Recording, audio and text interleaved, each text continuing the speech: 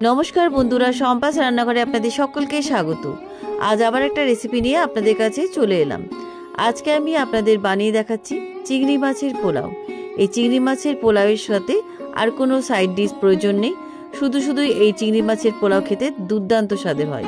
তাই ভিডিওটা স্কিপ না করে পুরো রেসিপিটা দেখার অনুরোধ রইল। রেসিপিটা ভালো লাগলে আমাকে কমেন্ট বক্সে কমেন্ট করে জানাতে ভুলবেন না। ভালো লাগলে লাইক বাটনটাও প্রেস করে দেবেন আর আপনাদের বন্ধুদের মধ্যে আমার ভিডিওটাকে শেয়ার করে দেবেন। আর আমার নতুন বন্ধুদের কাছে অনুরোধ, আমার চ্যানেলটাকে সাবস্ক্রাইব করে পাশে থাকবেন। আর আমার চ্যানেলে নতুন নতুন রেসিপি দেখার জন্য পাশে থাকা ছোট্ট বেল আইকনটাও প্রেস করে দেবেন। চলুন আর কথা না বাড়ি, কিভাবে আজকে চিংড়ি মাছের এই পোলাও বানাবেন রেসিপিটা দেখে নেওয়া যাক। চিংড়ি মাছের পোলাও রান্না করার জন্য আমি এখানে ছোট সাইজের গলদা চিংড়ি নিয়েছি। আপনারা যে কোনো সাইজেরই চিংড়ি মাছ নিতে পারেন, তবে একটু বড় সাইজের চিংড়ি মাছ হলে ভালো হয়। এবার আমি চিংড়ি মাছগুলো কেটে দেখাচ্ছি। এর আগেও আমি অনেকবার দেখিয়েছি কিভাবে চিংড়ি মাছ কাটতে হয়। প্রথমে আমি চিংড়ি মাছের ছোট ছোট পাগুলোকে কেটে দিচ্ছি। এবার এই মুখের দিকটা কিছুটা কেটে ফেলছি। এবার চিংড়ি মাছের তলার দিকে যে ছোট ছোট পাগুলো থাকে সেগুলো আমি কেটে ফেলছি। এবার চিংড়ি মাছের লেজের অল্প একটু খোলা রেখে আমি খোলাটাকে ছাড়িয়ে নিচ্ছি। দেখুন এভাবে খোলাটাকে ছাড়িয়ে নিলাম। এবার মাথার খোলাটাকেও ছাড়িয়ে নিচ্ছি। আপনার মাথার খোলাটাকে রাখতে পারেন। এবার কাঁচি দিয়ে হালকা করে উপরের দিকটা একটু কেটে নিচ্ছি। এবার নোংরা যে পাইপটা আছে সেটা বার করে নিচ্ছি। দেখুন এবার বার করে নিলাম। আর মাথার দিকেও একটা নোংরা থলি থাকে, সেটাও বার করে নিচ্ছি। এইভাবে প্রত্যেকটা চিংড়ি মাছ আমি কেটে নিচ্ছি।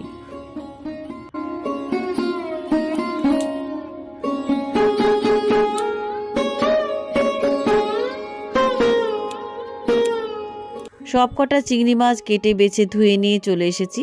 আর এই চিংড়ি মাছের লেজের অংশের দিকে আমি একটা করে টুথপিক গেঁথে দিয়েছি, যাতে চিংড়ি মাছগুলো সোজা থাকে। চিংড়ি মাছগুলো তেলে দেওয়ার সাথে সাথে দেখবেন কেমন গুটিয়ে যায়। আর এভাবে টুথপিক গেঁথে দিলে পরে চিংড়ি মাছগুলো সোজা থাকবে। এবারে চিংড়ি মাছের মধ্যে লবণ আর হলুদ গুঁড়ো দিয়ে খুব ভালো করে মাখিয়ে রাখছি। চিংড়ি মাছগুলোতে লবণ হলুদ খুব ভালো করে মাখিয়ে নিয়েছি। এবার এটাকে সাইডে রেখে দিলাম। এবার আমি এখানে এক বাটি গোবিন্দভোগ চাল নিয়েছি। গোবিন্দভোগ চালটাকে জল দিয়ে খুব ভালো করে ধুয়ে নিচ্ছি। চালটাকে 2-3 বার ভালো করে ধুয়ে নিয়ে আপনাদের কাছে ফিরে আসছি। গোবিন্দভোগ চালটাকে খুব ভালো করে ধুয়ে নিয়েছি। ধুয়ে নিয়ে একটা ছাঁকনির মধ্যে চালটাকে ছড়িয়ে রাখলাম, যাতে জলটা ভালোভাবে ঝরে যায়। চালের জলটা ঝরতে থাকুক, ততক্ষণে আমি আর একটা প্রিপারেশন রেডি করে নিই। এখানে আমি একটা পাত্র নিলাম।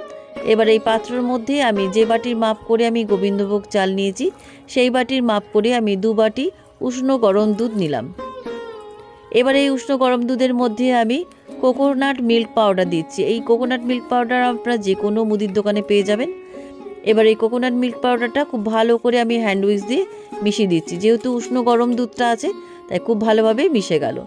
এবার এই দুধের বাটিটাকে সাইডে রেখে দিয়ে ইন্ডাকশানে একটা ফ্রাই প্যান বসিয়ে দিলাম। ফ্রাই প্যানের মধ্যে আমি চিংড়ি মাছ ভাজার জন্য পরিমাণ মতো সাদা তেল দিয়ে দিলাম।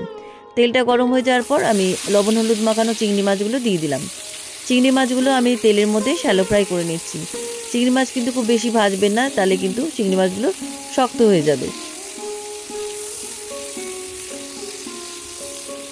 চিংড়ি মাছগুলো আমার হালকা করে ভাজা হয়ে গেছে। এবার ভাজা চিংড়ি মাছগুলো একটা পাত্রের মধ্যে তুলে রাখছি।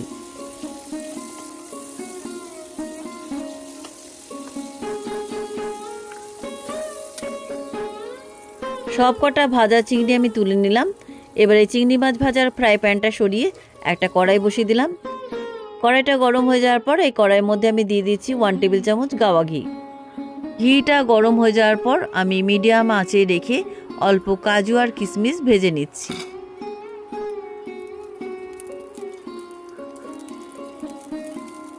কাজু বাদাম আর কিশমিশগুলো আমার ভাজা হয়ে গেছে। এবার একটা পাত্রের মধ্যে ভাজা কাজু আর কিশমিশগুলো তুলে রাখছি। এবার এই কাজু কিশমিশ ভাজা কড়াইয়ের মধ্যে আমি আরও 1 টেবিল চামচ গাওয়া ঘি দিয়ে দিলাম। গাওয়া ঘিটা গরম হয়ে যাওয়ার পর আমি ফোড়নে দিয়ে দিচ্ছি 2টো তেজপাতা, 2 টুকরো দারচিনি, 5টা লবঙ্গ আর 5টা ছোটো এলাচ। ফোড়নটা একটু ভেজে নিচ্ছি। ফোড়নের সুন্দর গন্ধ বেরিয়ে গেছে। এবার আমি আগে থেকে ধুয়ে জল ঝরিয়ে রাখা গোবিন্দভোগ চালটা দিয়ে দিলাম। গোবিন্দভোগ চালটা ঘিয়ের মধ্যে 1 মিনিট ভেজে নিচ্ছি। ফোড়নের মধ্যে গোবিন্দভোগ চালটা 1 মিনিট ভেজে নেওয়ার পর আমি এর মধ্যে দিয়ে দিচ্ছি 1/2 টিস্পুন হলুদ গুঁড়ো আর দিয়ে দিচ্ছি এর মধ্যে 1 টেবিল চামচ আদা বাটা। আদা বাটা আর হলুদ গুঁড়ো গোবিন্দভোগ চালের মধ্যে খুব ভালো করে মিশিয়ে দিচ্ছি। আদা বাটা হলুদ গুঁড়ো চালের মধ্যে ভালো করে মিশিয়ে দেওয়ার পর আমি এর মধ্যে দিয়ে দিচ্ছি 1 টিস্পুন জিরে গুঁড়ো আর দিয়ে দিচ্ছি 1 টিস্পুন কাশ্মীরি লঙ্কার গুঁড়ো। জিরে গুঁড়ো কাশ্মীরি লঙ্কার গুঁড়ো চালের মধ্যে ভালো করে মিশিয়ে আরও 1 মিনিট ভেজে নিচ্ছি। চালের মধ্যে সমস্ত মশলাগুলো দিয়ে বেশ চালটা ভাজা ভাজা হয়ে আসার পর আমি এর মধ্যে দিয়ে দিচ্ছি আগে থেকে বানিয়ে রাখা নারকেল দুধ। যে বাটির মাপ করে আমি চাল নিয়েছিলাম সেই বাটির মাপে আমি 2 বাটি নারকেল দুধ দিয়ে দিচ্ছি। এই রেশিওটা খেয়াল রাখবেন, যে বাটির মাপ করে আপনারা চাল নেবেন তার দ্বিগুণ আপনারা দুধ দিয়ে দেবেন। এবার আমি এর মধ্যে পরিমাণ মতো লবণ আর 1 চামচ চিনি দিয়ে দিলাম। এবার আমি এর মধ্যে দিয়ে দিচ্ছি 1 চামচ গরম মশলার গুঁড়ো। এবার সমস্ত উপকরণ ভালো করে চালের মধ্যে মিশিয়ে দিচ্ছি। গোবিন্দভোগ চালের মধ্যে সমস্ত উপকরণ ভালো করে মিশিয়ে দিয়ে এবার আমি এর মধ্যে কয়েকটা চেরা কাঁচা লঙ্কা দিলাম, ভাজা কাজু কিশমিশগুলো দিয়ে দিলাম। এবার আমি এর মধ্যে আগে থেকে ভেজে রাখা চিংড়ি মাছ ভাজাগুলো দিয়ে দিলাম। এবার সমস্ত উপকরণ ভালো করে মিশিয়ে দিয়ে এবার মিডিয়াম আঁচে রেখে আমি ঢাকা দিয়ে 15 মিনিট রান্না করে নিচ্ছি।